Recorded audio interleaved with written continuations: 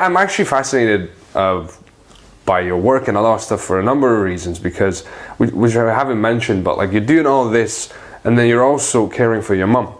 Yes. So yeah, that was something that stood out to me, because I mean, just doing one is difficult enough, but doing two at the same time, I can only imagine it's not. Well, it's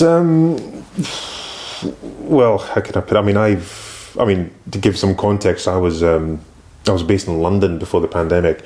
I was moved down there in 2015, and then 2020. That's I decided to move back just after restrictions were relaxed, because my mum, again, to give more context, my mum's been paraplegic and housebound since 2013. So for the most part, she's been fine. She's got carers coming in looking after her, but the pandemic didn't fare too well by herself, even though she had carers coming in because of the restrictions. So I made a decision to come back in 2020 and keep an eye on her. And yeah, I mean, for the most part, she's been fine, but she's now 89, and she's, it happens to everyone. So she's her health is in decline, and yes, it is. It is what it is. I've made my peace with it a long time ago. So yes, I do look after her mainly, while doing other things. The carers are amazing. My mum loves the carers. They're just fantastic. They know. I mean, yeah, it takes up, I guess, in a lot of the pressure. Yeah. I mean, my mum is completely reliant on them, for her personal care. So they deal with all that. And if I need to be away for the day, they can feed her as well. Because my mum can't feed her nowadays. She's has limited mobility in her arms. In addition to being paraplegic, she's not been able to walk since 2013. Yeah, I don't know what to say about that. I mean, it is what it is. I wasn't trying to put you on the spot. Yeah. I was just like, I find myself, maybe not in awe, but like I always admire people that, they're trying to make a dream happen, right?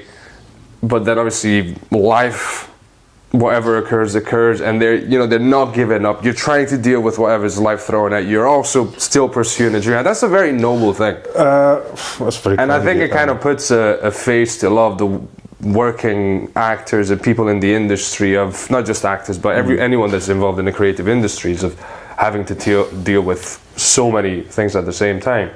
Oh, absolutely. Yeah, every creative person, any freelancer has their own path in life.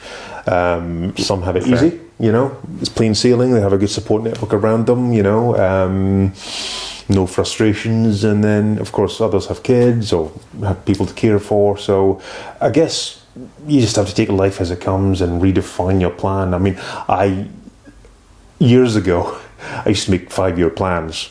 And then realised life just kind of throws a curveball, and you have to redefine your plans. And that's what I do nowadays anyway. I just make a 12-month plan because you don't know what's going to happen, I mean, go ahead. But I wouldn't say so much as a plan, more like, okay, I need to get these things done this year, so let's tick these off.